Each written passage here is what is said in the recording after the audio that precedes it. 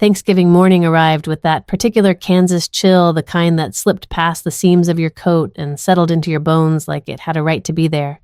Standing in my kitchen barefoot, nursing burnt coffee and staring at an unbaked pecan pie when my phone buzzed on the counter. It was a notification from Camilla. Subject: Hey. Did you approve this? Attached was a screenshot of our company dashboard. My company. There, in the back-end access log of Branch Design Co. was a new user profile, Colton Bellamy, CEO designate. I blinked. The phone didn't. The words stayed put. For a few seconds, I just stood there, letting the silence in my kitchen expand around me. The oven clicked, the pie crust still raw on the counter. My name is Arden Bellamy. I'm 35 years old, single by choice, childless by peace, and the founder of a sustainable furniture company I built from nothing but salvaged wood and stubbornness. I spent 10 years turning it into something that mattered, starting with one workbench, one repurposed cabinet, and one exhausted woman sleeping under blueprints in an unheated warehouse. No investors, no inheritance, no backup plan, and I sure as hell didn't authorize a CEO designate. I called Camilla. She picked up before the second ring. I just saw it pop up in the system, she said. Already bracing. Logged from your dad's IP address. Drexler must have had the access code somehow. You want me to remove it? I didn't answer right away. I was staring out the window at the trees beyond the fence line. Bare, honest trees. They didn't pretend to be anything but stripped down this time of year. No, I said finally. Leave it. Let them think it worked. Camilla hesitated. Arden, are you sure? I'm sure. I set the phone down, walked back to the pie, and began lining it with pecans, slow and precise. If they wanted to come for something I built, they'd have to learn. I don't panic. I document. By 2:00 p.m., I was parked in front of my parents' 2-story colonial in Brookside. Their lawn was trimmed with symmetrical hedges, the porch already pre-lit with white garland. My brother's SUV, oversized and overcompensating, was angled across the driveway like a proclamation. Dinner was exactly what I expected. Turkey, cranberry, my mother's harvest centerpiece placed like a crown between salt shakers shaped like pilgrims, and Colton, charming as ever, wearing a cashmere sweater and the smug calm of someone who always believed the universe would eventually pivot back to him. He was mid-story about some networking opportunity at a hotel bar when my father cut in. So Arden, he said, not bothering to meet my eyes, your mother and I were thinking it's probably time to give Colton a real shot with the business. I didn't look up from my plate. I kept slicing into the turkey as if that sentence hadn't just lit a match under the table. He's got good instincts, my mother added quickly. And the timing's perfect now that you're expanding. Maybe you could train him up slowly. Co-direct the next phase. He needs this more than you. There it was. 5 words. He needs this more than you. Not you've built something incredible. Not we're proud of you. Just a reminder that my labor was theirs to redistribute. That because I'd chosen not to marry, not to give them grandkids, not to tie my identity to a man or a mortgage, I was now the flexible one, the reasonable one, the one whose achievements were transferable. Colton smiled at me across the table. He didn't say thank you. He didn't have to. I set my fork down, gently folded my napkin, and gave a nod I'd perfected over the years. That slow, measured, non-reactive nod women learn to survive family dinners without flipping the table. No one noticed that I hadn't said yes. No one asked if I would. They just moved on. Lauren, the cousin who taught yoga in Denver, was talking about her new dog. My mother asked Colton if he'd be willing to fix the outdoor lights before the evening ended. My father poured another round of wine like the room wasn't tilting on its axis. I kept my hands folded in my lap, calm and still. My heartbeat was steady, but a strange warmth bloomed behind my ribs. Not anger clarity. The kind that makes cold air feel sharp in your lungs. The kind you only get after enough years of being underestimated until one day you realize underestimation is its own kind of freedom. They thought they could name my successor, but they'd forgotten the most important part. You can't inherit something that was never yours to begin with. Not the company, not the name, and definitely not me. So I smiled back at Colton and said nothing. For now. The first desk was a mess. The wood was warped in 3 places. One drawer stuck and a split ran straight through the right leg like a fracture in bone. I found it leaning against a chain-link fence behind an abandoned post office, with a faded sticky note taped to the top that read, "Free. Termites." But I knew oak when I saw it, and beneath the grime and weather damage, it had good bones. I sanded it by hand for 2 straight weekends. I didn't have a belt sander then, just a block of cork wrapped in paper, my fingers raw, my arms sore. I spent every night curled up on a fold-out cot in the back of the rented garage I called a studio. No heating, no insulation. The floor smelled like machine oil and mildew. Mice lived in the rafters. I didn't care.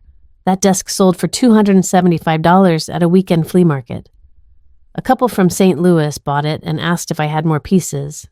I didn't, but I told them to come back next month, and I didn't miss a single market after that. That was the beginning of Branch Design Co. No investors, no business school, no strategic planning retreats. Just me, a few hand tools, and a vision that didn't make sense to anyone except me, turning discarded wood into something people wanted to keep. My parents didn't come to the flea market. I invited them once. My mom said it was a little too rustic. My dad said he didn't want to breathe in varnish fumes all Saturday.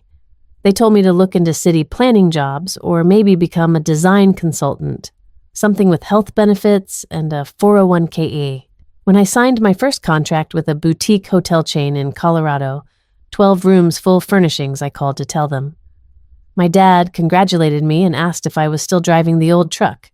My mom reminded me not to get too comfortable with being self-employed. They didn't see the nights I dragged 100-pound headboards through back alleys because I couldn't afford a delivery crew.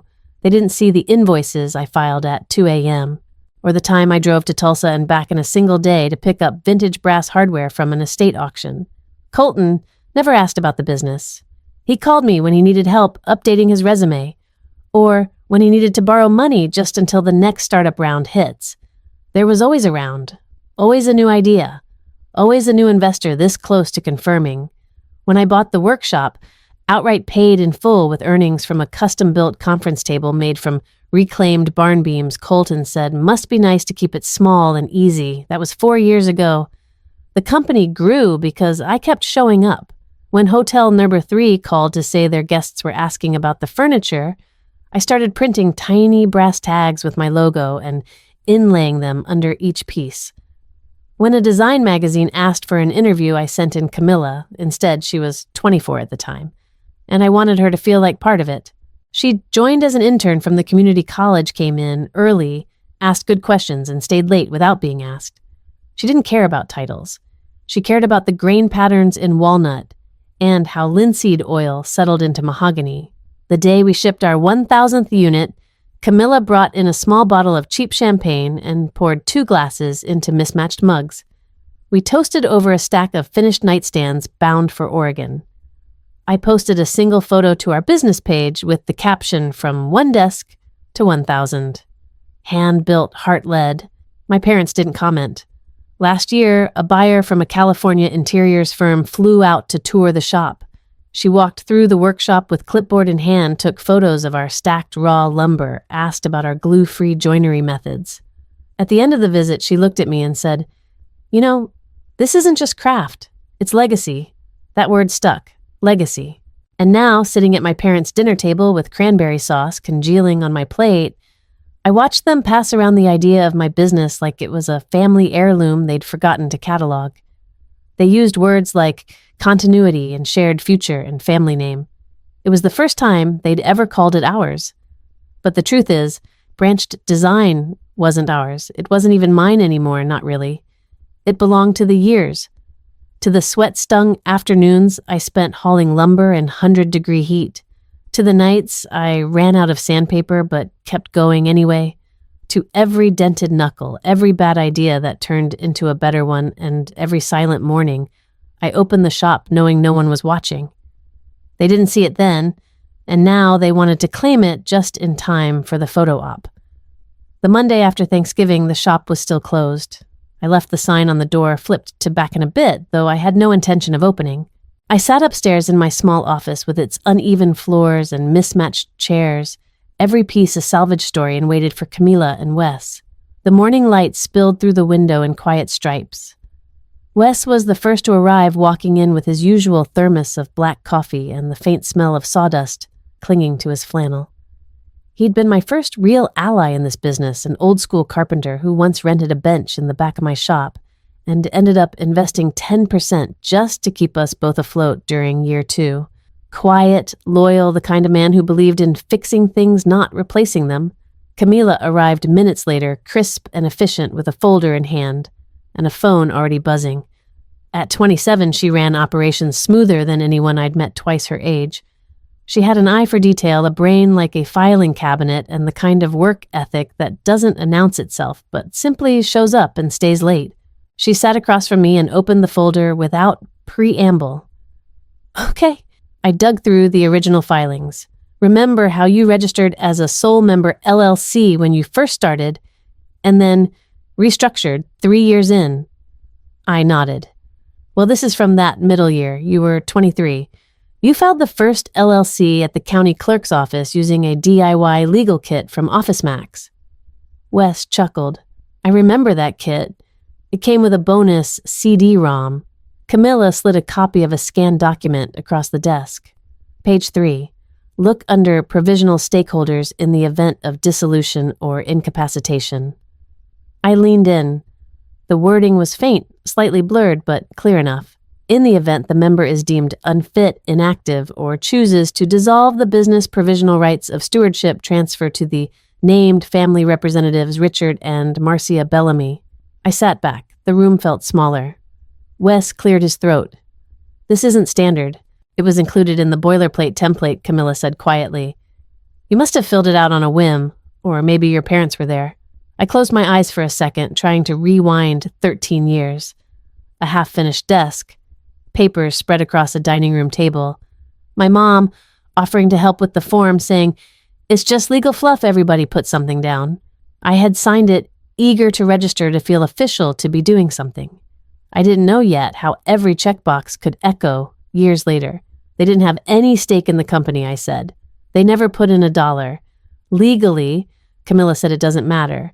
This clause gives them grounds to claim temporary authority, especially if they argue you're unfit, unavailable, or not acting in the company's best interest.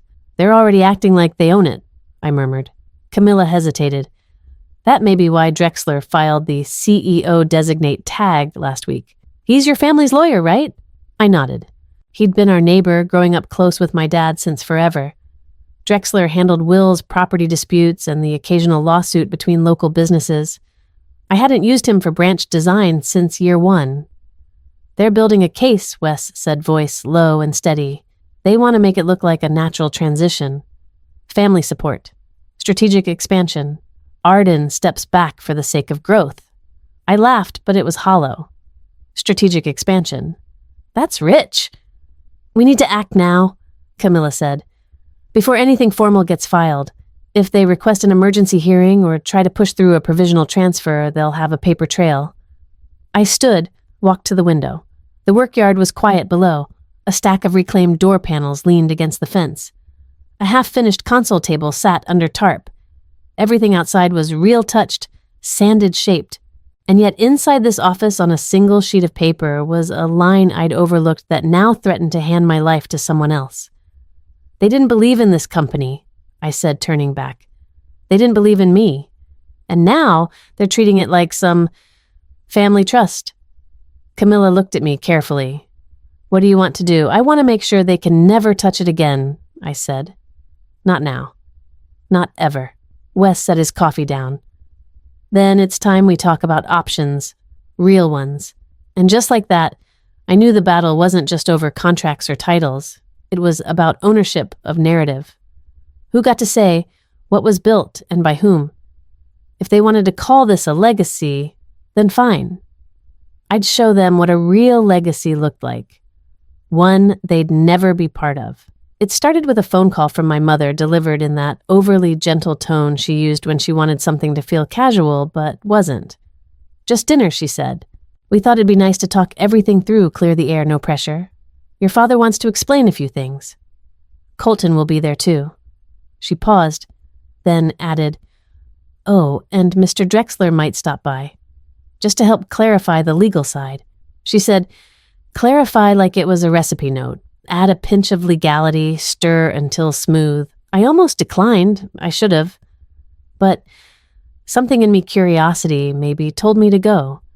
To see what play they thought they were running. The house smelled like garlic bread and store-bought lasagna when I walked in. Marcia was lighting candles at the table like we were hosting diplomats. Colton was already at the head of the table, swirling a glass of red wine, dressed like he was auditioning for a tech startup commercial. Arden, he said with a grin that didn't quite reach his eyes. Glad you made it. I set my coat on the back of the chair and nodded. Of course. Wouldn't miss it. Drexler arrived 10 minutes later, trench coat still damp from the drizzle, outside briefcase in hand. He looked older than I remembered, heavier around the eyes, but still sharp in posture.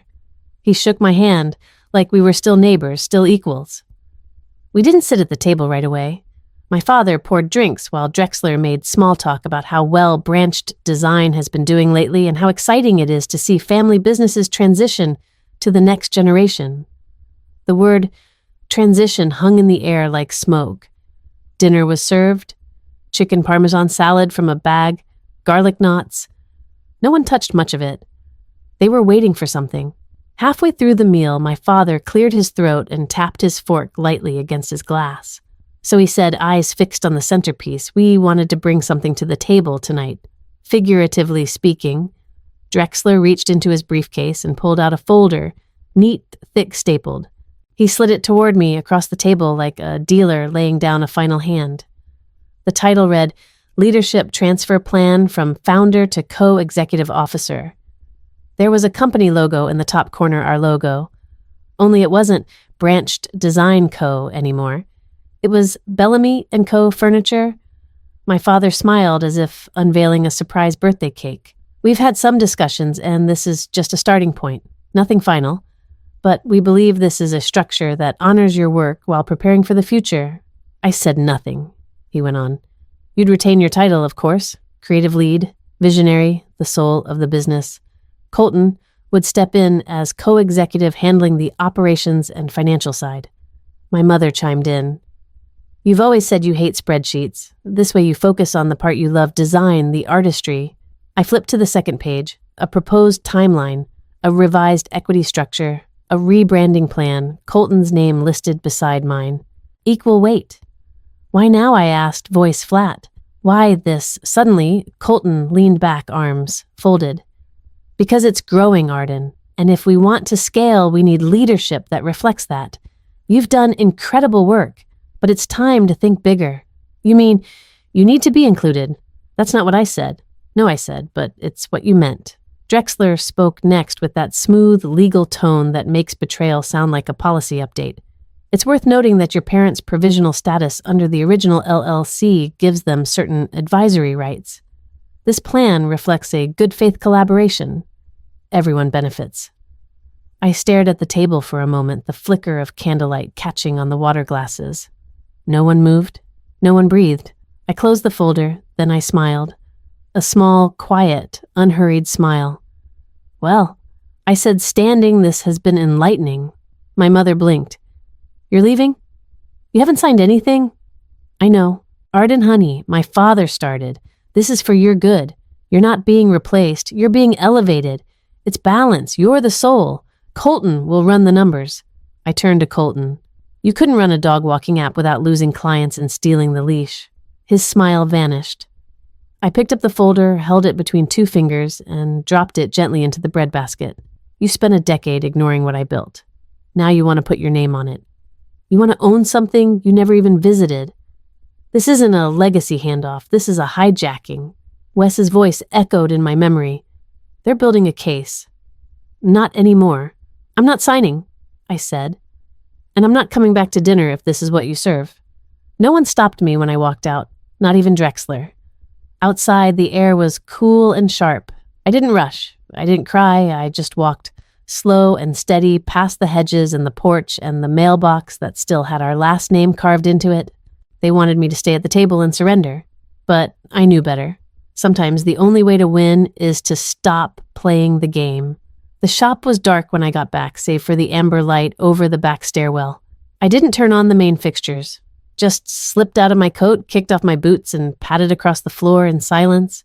The air inside carried its usual scentwood shavings, tongue, oil, the faint trace of lemon polish from Camilla's obsessive morning routines. Comforting. Familiar. Mine. I didn't head upstairs right away. I walked through the workshop instead, dragging my fingers along the edge of the long assembly table where we'd finished that walnut sideboard last week. It was still there, wrapped in brown paper, ready to be shipped to Austin. A gift for someone else's home built with care in one no one tried to understand. I sat on the stool near the back wall, the old one with the uneven legs that I never bothered to fix. My body was humming with frustration, but my mind felt oddly clear. The kind of clarity that only shows up when you've stopped hoping people will change. The trap dinner had worked. Not in the way they planned, of course. I wasn't handing over anything, but they'd made one thing perfectly clear. This wasn't about misunderstanding or miscommunication. It was about power, rewriting history, claiming what they never touched, never earned. I leaned forward, stretching my legs, and my foot caught on something. The floorboard beneath the stool shifted slightly, just enough to make me pause. I pressed my toe against it again. A soft give. The board creaked. Curious, I stood and knelt beside it, prying at the edge with my hands.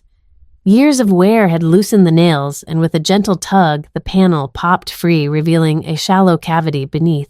Inside, wrapped in plastic and sealed with tape, was a weathered gray folder I hadn't seen in nearly a decade. I sat back on my heels, heart ticking faster now. I remembered this. When I first bought the shop, I kept everything valuable within arm's reach. Legal documents, private records, tax IDs tucked away in fireproof sleeves and buried like treasure under the floorboards back when I didn't trust file cabinets or locks or even myself. I peeled the tape back, slowly unfolding the papers with care. The first document was the investor agreement with Wes, clear and clean, outlining our early split of 90-10 ownership. My signature. His. Witnessed by a neutral notary filed 3 weeks before I finalized the LLC. The dates were crucial. Next came the itemized record of my personal asset savings tool inventory antique collections, even the receipts from when I bought the first lot of reclaimed lumber from a salvage yard in Nebraska. It was all here, handwritten and later notarized with every purchase separated from company accounts. I'd forgotten how meticulous I was in those early years, how protective. At the very back was a letter from my accountant, Esther Lynn, retired, now confirming the legal distinction between my intellectual property and any future brand structures. My name was listed as the sole rights holder for all original designs, trade names, and artistic work produced under Branch Design Co. I exhaled slowly. They couldn't touch it. Not the sketches, not the design tags, not the methods or templates or proprietary finishes, not without my written consent.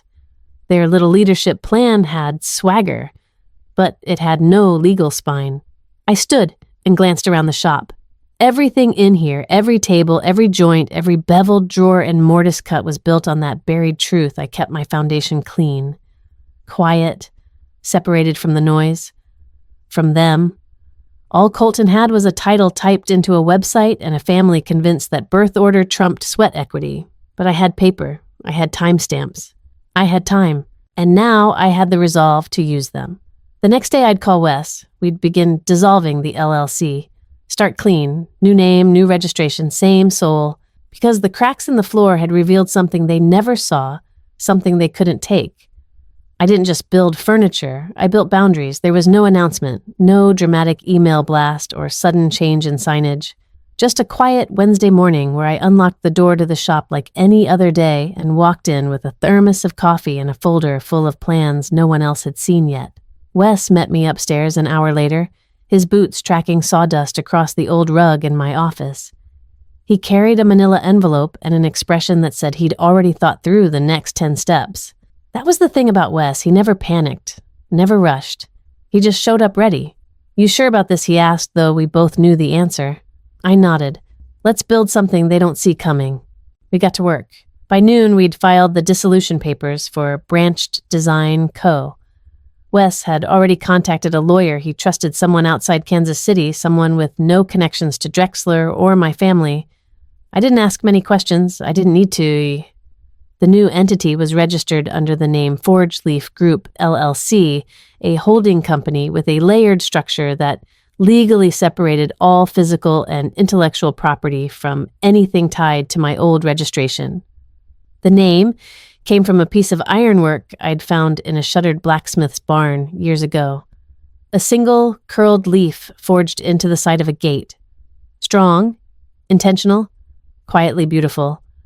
Under Forge Leaf, we began transferring the workshop lease, the equipment inventory, the vendor accounts, even the digital domains. Everything I had once listed under Branched Design now fell under a new umbrella restructured, renamed, redefined. Camila handled the back end. She created clean records, reissued passwords, shifted every invoice. No one outside our inner circle noticed. Orders kept coming. Shipments went out. Social media stayed still, calm, unbothered. The branding wouldn't change overnight, and that was the point. This wasn't an explosion, it was erosion. Silent, steady, complete. We refiled the trademarks, too. My old sketches.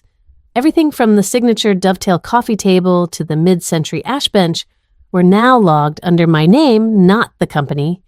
That had always been the legal truth, but now it was airtight, confirmed, insulated. Colton didn't know, my parents didn't know, Drexler certainly didn't know, and I didn't tell them. There was no fight to start, no flames to fan. People expect confrontation when you resist control. They don't expect silence. They don't expect you to disappear while they're still monologuing. Wes looked over the final confirmation that Friday. "Congratulations," he said simply. "You just ghosted your own company?" I smiled. I didn't ghost it. I reclaimed it. That night, I sat alone in the workshop long after the lights had been turned off upstairs. I watched the outline of the machines against the back wall, listened to the soft hum of the heater cycling on. Every sound felt earned. The world outside still thought I was Arden Bellamy, founder of Branched Design, slowly expanding, possibly preparing to hand things off. But I knew better. I had already left, and I'd taken everything with me. It was just past 7 when Camila called. She never called that early. Usually it was texts, quick updates, invoice notes, inventory flags, but this morning, her name lit up my phone before I'd even finished my first cup of coffee.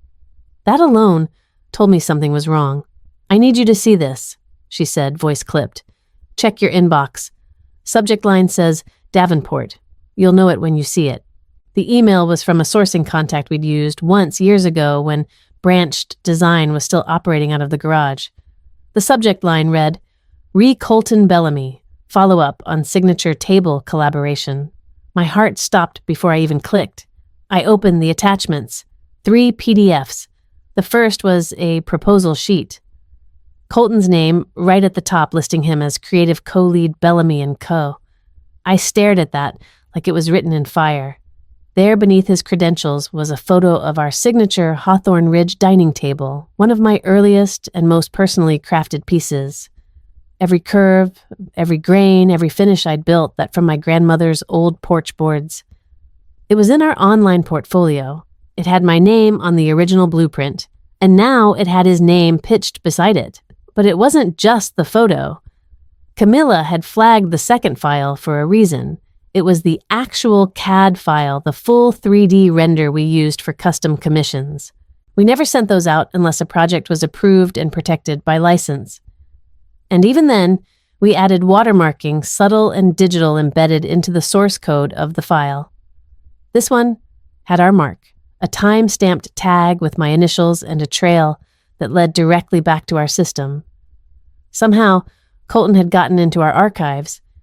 I sat still for a moment, not angry, not even shocked, just cold.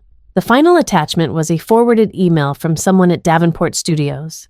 They were a competitor, sleek, industrial modern stuff, bigger scale. Not as artisan, but with reach. Their email read, "Appreciate the concept.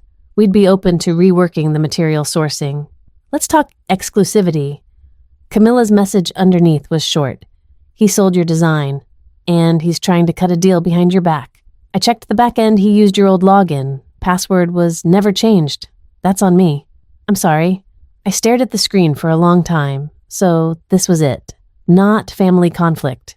Not business tension. Theft. Clean and deliberate. He hadn't just stepped into my shoes, he tried to walk off with the ground beneath them. I called Camilla back. Lock everything. Change every credential. Revoke any device access linked to my old login, and get Wes on the line. I already did, she said. He's heading to the office. By the time I reached the shop, Wes was waiting in the conference nook with his laptop, open files, pulled audit logs running. His face was tight. Camilla walked me through it, he said. It's airtight. He accessed your design library 2 weeks ago, the day after that dinner. He came in here.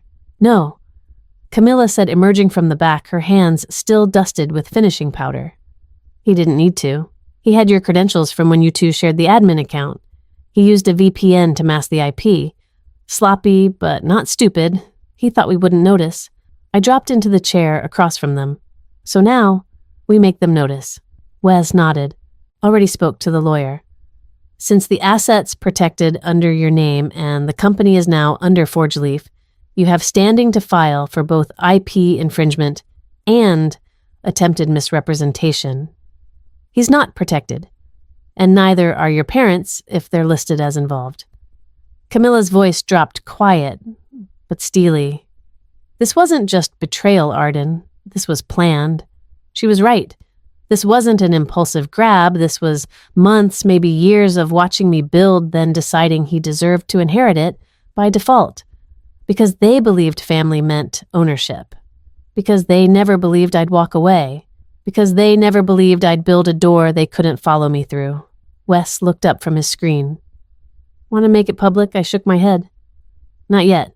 First, let's finish cutting them out. They wanted a legacy. I'd give them a paper trail instead. The house hadn't changed. Same wraparound porch, same overwatered hydrangeas, same pale green shutters that my father insisted were classic. I hadn't been back since Thanksgiving, and even now as I stood at the front door, I wondered why I'd agreed to come at all. Maybe I needed to hear them say it to my face. Maybe I needed to stop hoping for something they'd never give. My mother opened the door wearing the same pearl-button cardigan she always wore when she wanted to seem warm. She stepped aside without a word and nodded me in. Dad was already seated in the den, fingers laced on his knee like he was waiting to start a deposition. The only person missing was Colton, which was fine. This wasn't for him. I sat down across from them, letting the silence stretch just long enough to take up space. Colton's not here, I asked flatly. He's staying with friends in Nashville this week, Mom said. He needed a break from what, stealing things. Her mouth pressed into a thin line, but Dad leaned forward. Arden, this doesn't help. We're all trying to navigate this situation with some civility. Civility, I repeated. He accessed my protected designs, pitched them to a competitor using my work, and signed his name to it. That's theft. But sure, let's be civil. My father let out a breath, slow and deliberate. He's trying to find his way. The truth is, you've never understood the kind of pressure Colton's been under. Living in your shadow hasn't been easy. I stared at him. Living in my shadow. He's never stepped out of your spotlight long enough to know what a shadow is. My mother folded her hands tightly. Arden, he didn't grow up with your drive. You were always focused, determined. He's not built like that. He struggles. He's entitled. I interrupted. He's entitled because you made him that way. Because every time he failed, you covered it. You made excuses, blamed bad timing, blamed the market, blamed his friends, his bosses, his stress. And now, when he crosses the line with something that could land him in real legal trouble, you're still covering for him. He's your brother, Mom snapped. We're a family. No. I said, my voice calm but hard. We're not. We're a hierarchy. And he's the one you always protect. I built something from nothing. I stayed up nights sanding reclaimed wood in an unheated garage. I took risks you never saw. I failed too, but I didn't ask anyone to clean it up for me. My father stood slowly as if trying to reassert control. You're being dramatic. No, I said, standing too. I'm being done. I reached into my coat pocket and pulled out the small key ring I'd carried since I was 16, the spare set to this house. I placed it on the edge of the mantel without ceremony. I don't need access to this anymore, I said. I'm not coming back here. My mother rose halfway out of her chair. Voice faltering. Arden, don't do this. We can fix this. We can talk to Colton. You already did, I said, cutting her off. You fixed it by pretending it didn't happen. That's always been your idea of love. Denial dressed up as protection. I don't need that kind of love. I needed respect. And now I just need distance. I walked to the door. Neither of them followed. When I stepped outside, the sky was the color of slate, heavy with unshed rain. I didn't feel lighter, I didn't feel triumphant, but I felt clear. They had drawn the lines. I was just finally reading the map. It started with the sign. One Monday morning, just past dawn, I stood outside the workshop with a contractor named Jalen, a soft-spoken guy with calloused hands and a clipboard that looked like it had survived a war. The air smelled like cedar dust and cold steel. This the one he asked, gesturing to the wooden placard above the entrance branched Design Co. Carved in walnut, a little sun-faded but still holding on. I nodded. Take it down. He didn't ask why. He just went to his truck and started unloading tools. By noon, the facade was bare. And by evening, a new sign hung in its place, clean brushed metal lettering mounted flush against the reclaimed brick Forge Leaf group. There was no press release. No social media countdown, just a quiet switch. I notified all vendors and long-term clients directly. Those who mattered already knew. The rest? They'd figure it out when the invoices changed. Camilla came in that afternoon carrying 3 legal folders, a half-eaten muffin, and the kind of fire in her eyes that only shows up when you stop holding back. She dropped the folders on the main table and looked at me. You still sure, she asked? More than ever, I said. Good. Because we're already cleaner, faster, and more profitable than we were 6 months ago. I spoke with the Chicago Hotel Group. They're sticking with us. Said the rebrand looks elevated. I smiled. Tell them it's just getting started. We walked through the studio past the new equipment I'd moved under Forge Leaf's name. It had taken weeks, but every lathe jointer clamp system CNC rig was now owned and insured by the holding company. Branched design on paper had been gutted. What was left was a shell. Later that week, I made it official. A public notice went up in the Small Business Registry and online directories. Branched Design Co. will cease operations effective immediately. All assets and partnerships transferred to Forge Leaf Group LLC. There were murmurs in the design circles. A few local blogs speculated on internal drama. One even suggested I'd sold the company to a private investor. I didn't respond. Let the rumors swirl, they made a good smokescreen. Inside the walls of Forge Leaf, though everything was sharper, I promoted Camilla to director of operations. It wasn't ceremonial, she'd been running half the place already. Now, she had the title, the pay and the decision-making power. She cried when I told her. Not big, dramatic tears, just a few quick ones that she wiped away with the heel of her hand before saying, "Took you long enough." Wes stepped back with no fanfare. We'd had coffee the week before, just the two of us sitting on a bench outside the shop, as the sun cut through the oak trees. "This is your ship now," he said. "Always was. I was just keeping the wheel steady while you rebuilt the hull." He still consulted on legal paperwork, but the day-to-day was mine. Fully, finally. We painted the main walls white, sanded the floors, and replaced the hanging fixtures with hand-blown glass pendants Camilla sourced from an artisan in Vermont.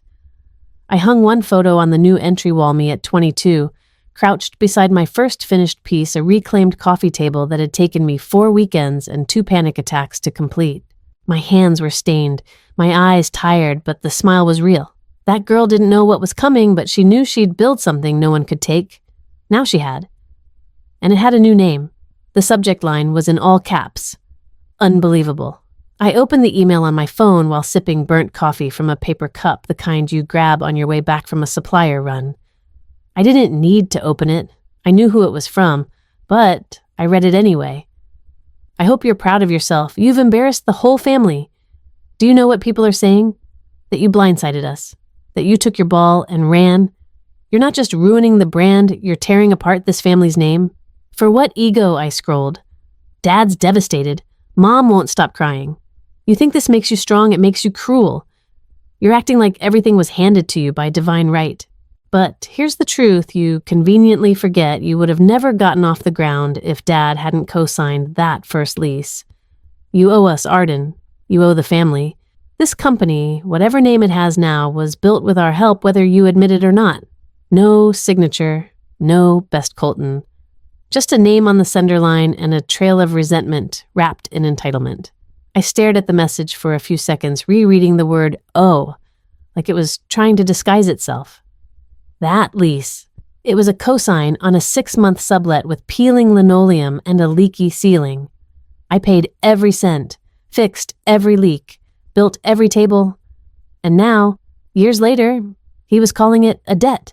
Camilla was sketching something across the shop floor when she glanced up and caught the look on my face. Colton, I said. He's throwing a tantrum via Outlook. She snorted. Of course he is. They always get loud when they lose access. I could have ignored it. I almost did. But something about the tone, like he was still convinced I needed permission, made me stop. I opened a new draft and typed 3 lines. Simple. Unapologetic. You didn't build it, you don't own it, and you're not invited back. I hit send. No fluff. No explanation. No need. This wasn't a sibling squabble anymore. It wasn't about bruised egos or holiday dinners or whose turn it was to carry the family name.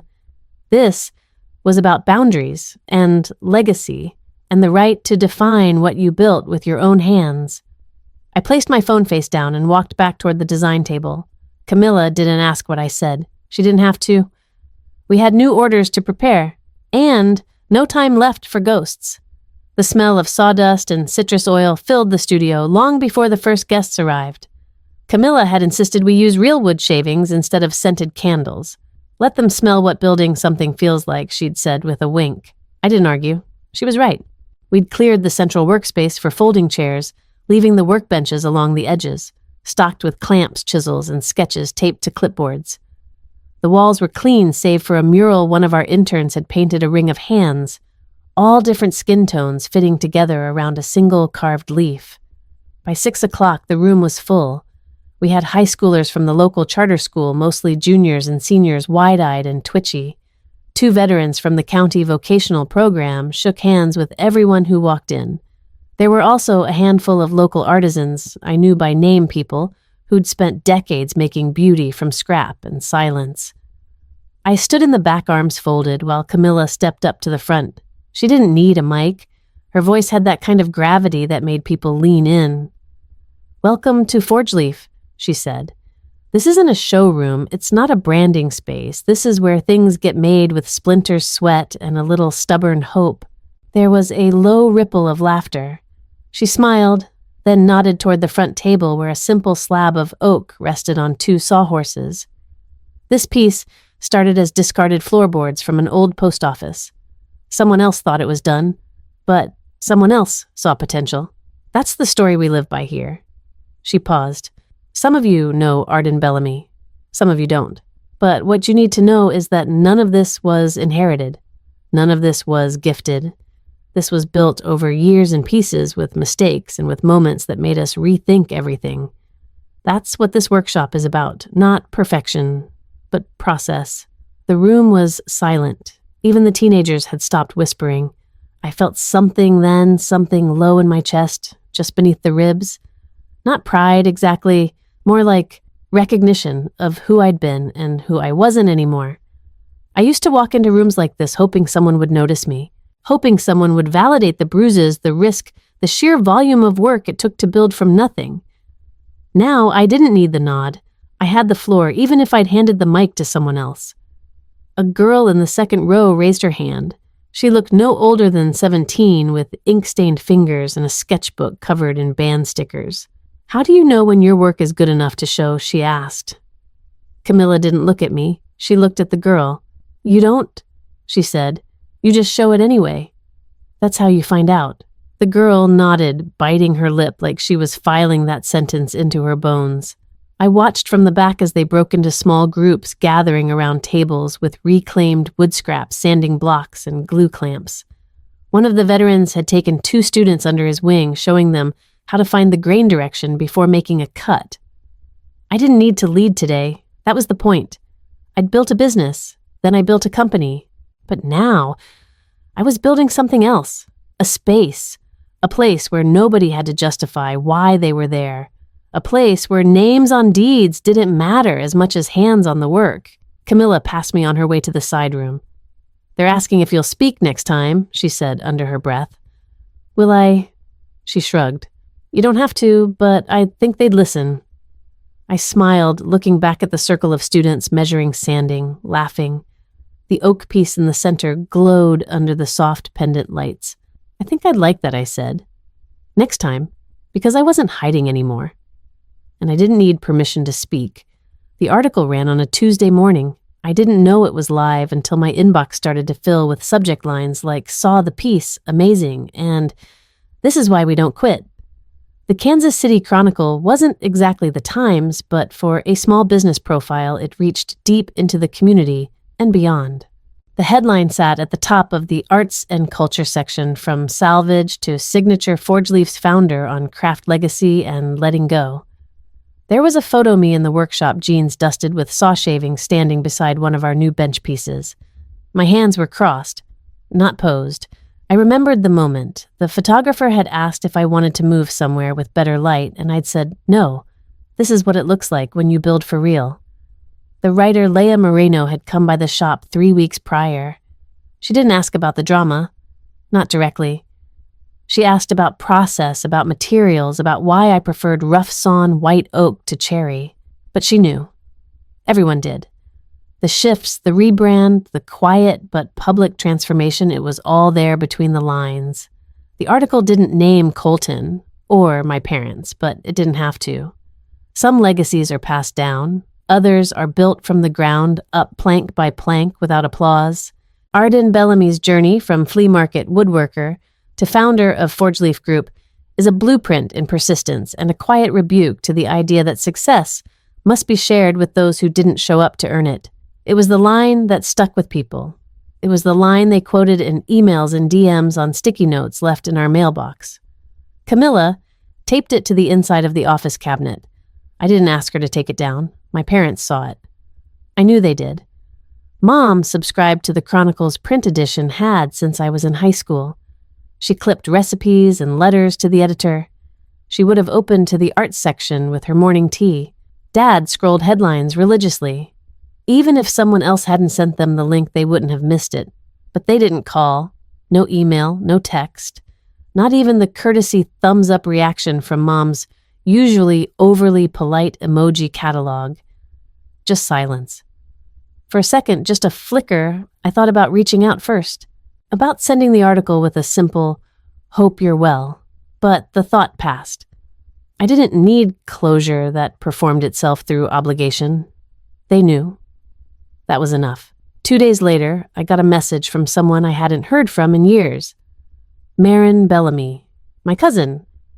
We used to build pillow forts at family reunions, disappear into games of pretend until the grown-ups made us come down for pie. She was older by 3 years, went off to college early, moved out west, taught science at a public high school in Oregon. I'd always liked her, mostly because she was the only one who talked to me like I wasn't fragile. Her email was short. "Arden, I just read the Chronicle piece. I wanted to say thank you." I printed it out and passed it around my 10th grade girls. We've been talking about agency, about ownership, about the idea that your voice doesn't need to be stamped by someone else's approval to be real. What you've done matters. It's a blueprint I didn't have when I was 16, but now they do. Love, Marin. I read it 3 times, saved it to a private folder. Then I stood up from my desk, walked to the studio floor, and touched the Forge Leaf sign above the entrance. Legacy didn't need a family crest. It didn't need a signed card or a silver-framed photo on a mantle. Sometimes it looked like a quiet room filled with people making something new with their hands because they saw someone else do it first. Sometimes it looked like a girl in Oregon holding a printout thinking, maybe I can too. It was a Thursday afternoon, mid-autumn, the kind of day where the wind smells faintly of rust and dried leaves and the light hits everything at a slant that makes even a parking lot look cinematic. Camilla was inside finalizing invoices. I was oiling the edge of a cedar slab by the loading dock when I saw the car. A black sedan, still polished even with the dust. My father always believed in keeping things presentable. I knew it was him before I saw his face. The way the driver's door cracked open measured, not rushed. The slow rise of a figure in a charcoal jacket creased Slack's hands tucked behind his back like he was inspecting a fence line. Richard Bellamy hadn't changed much. His hair had grayed more true. The lines on his jaw were deeper, but the posture was the same. Shoulders set like a ruler. Chin tilted slightly up as if every view deserved assessment. He didn't come in, didn't knock, just stood there at the edge of the sidewalk gazing at the new signage above the studio Forge Life. There was no trace of the old name, no branched design, no branding colors they had once critiqued as too feminine, just raw wood and pressed metal carved lettering burnished clean, a name I chose, a name they never touched. Through the large glass windows of the shop, I saw his eyes land on the mural inside the ring of hands. The oak table below it, the kids from the last workshop still etched into its corners through doodles and thumbprints. He didn't frown, didn't smile either. His face was unreadable like always. He stood there for maybe 2 minutes. Then he turned, walked back to the car, and drove away. No gesture, no note, not even a look over the shoulder. I stayed by the slab hand, still holding the oil-soaked cloth. I didn't follow. Camilla must have seen him too. She stepped quietly to the doorway, leaning against the frame without saying a word. We watched his car merge onto the main road and disappear behind the line of maples. "You okay?" she asked after a moment. I nodded. Yeah, because I was. More than okay. Not because it didn't sting, some part of it always would, but because I didn't flinch. I didn't run to the window, I didn't wave. I didn't offer him the invitation he thought would always be waiting. He came to see if the door was open, and found out it wasn't. That was the visit. Not of reconciliation, but of recognition. He saw what I'd built, and walked away. And, this time, I let him. The original workbench was still there, tucked in the back corner of the old workshop I'd never sold. We kept it as storage now, mostly for scrapwood misfit hardware, the odd prototype that didn't quite make the line. But the table remained untouched. Covered in a dusty sheet, the air smelled of varnish and old heat. It was quieter than I remembered. Or maybe I'd just grown louder inside. I pulled the sheet back. The walnut coffee table sat exactly as I'd left it. Short legs, uneven grain. One side slightly warped where I'd misjudged the clamp tension. The lacquer had gone dull, but the shape was still intact. Not a single nail had come loose. It wasn't pretty. Not compared to what we made now. Back then, I didn't know how to finish joints cleanly or balance structure with softness. But this table, it was mine. Every flaw, every awkward angle, every stubborn curve that didn't smooth down no matter how long I sanded. I'd built it on nights when my mattress was the couch and my meals were vending machine crackers. I had slept 3 feet from where that table stood, wrapped in a paint-splattered blanket with hopes louder than experience. I sat beside it, resting my fingers on the edge. The wood was still cool, still solid, still here. People think when you walk away from your family, you're doing it out of anger. That there's some fire burning hot behind your ribs, driving every door you close. But for me, it was never rage. It was the slow, patient ache of being erased, being told that what I created only mattered when it could be repackaged, renamed, and handed to someone else. This table. It was the first time I ever said I can make something real. They didn't come see it. They never asked what it meant to me. Never saw the calluses or the quiet pride when I finally got the legs to stop wobbling. But I did. I saw it. And I never forgot. I ran my palm across the grain, now rough with age, but steady beneath my hand. It reminded me that not everything needs to be perfect to matter. Some things, some beginnings are worth keeping because of what they carried, not just what they became. This isn't about revenge, I said out loud, the words soft in the still air. It's about remembering who I was before they tried to tell me who to become. I didn't need to prove anything to them anymore. Not with headlines, not with emails, not even with silence. I'd stopped measuring my worth in reactions and reconciliations. I wasn't waiting for an apology. I wasn't looking for approval. What I kept was this: the first thing I built when no one believed I could, and the last thing I'd ever let them take. Thanksgiving came with the scent of cinnamon and cedar drifting through the workshop's open bay doors. The weather had held just long enough for us to leave them open, crisp but not biting. Sunlight pooled in patches on the concrete floor, catching in the grooves of the work tables where oil and sawdust lived like history. There were no place cards, no long speeches, no tension thick enough to cut, just laughter from the back corner where Camila had commandeered the folding tables to set up a cider bar, apple, pear, and one spiked with something stronger Wes refused to name. He was manning the smoker out, back his flannel sleeves rolled and apron dusted in rosemary. When I peeked through the shop windows, he looked exactly how I remembered him from the early days, steady, practical patient. Ava, the high school student I'd been mentoring through the community trades program, was showing off her first carved piece, a delicate trivet with leaf patterns.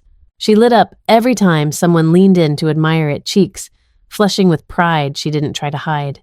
I had no idea wood could feel like fabric, she told me as I helped her mount it on the showroom wall. Like it wants to be shaped, but not controlled. I smiled. That's the trick. Listen to what it already is. Don't try to force it into something it's not. We clinked cider glasses after that. Someone played music, soft, folky, the kind that makes you nod along without realizing, and someone else lit candles in repurposed jars that used to hold varnish. The long table was mismatched wood samples from past projects. Sawhorses for legs, reclaimed oak slats joined together with brass brackets. It wasn't polished, but it was real. We passed dishes down with casual gratitude, no performance, no hierarchy. Camilla's stuffing recipe had 3 types of bread, and Wes's turkey was smoked to perfection.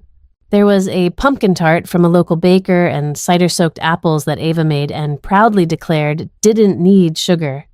At one point, someone raised a glass and said, "To the things we build when no one's watching." Everyone tapped glasses. No one asked for more. And I realized this was what legacy felt like. Not a last name, not a forced seat at someone else's table, not a chair held out for people who never showed up. It was here in the space I chose, among the people I invited. No drama, no fragile pride, no traditions that gaslighted the truth, just chosen family.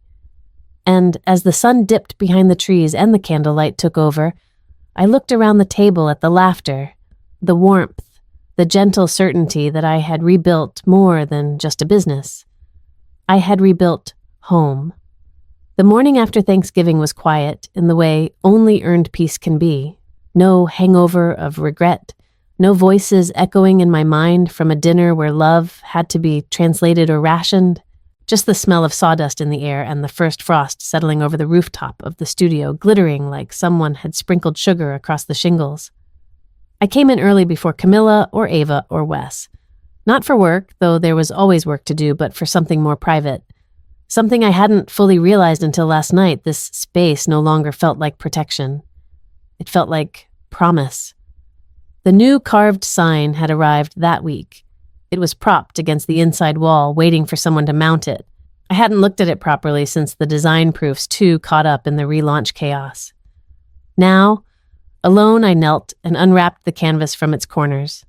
The wood was dark chestnut sanded to a soft sheen. The lettering was hand-chiseled, not laser-cut. I'd asked for that specifically, something human, imperfect. Honest. Forge leaf built, not handed down. I stood there a while, not moving, just letting the words settle. They had wanted a legacy built on transfer, inheritance, bloodline, as if vision could be passed like china or a deed, as if I was just a vessel until they decided who was worthy.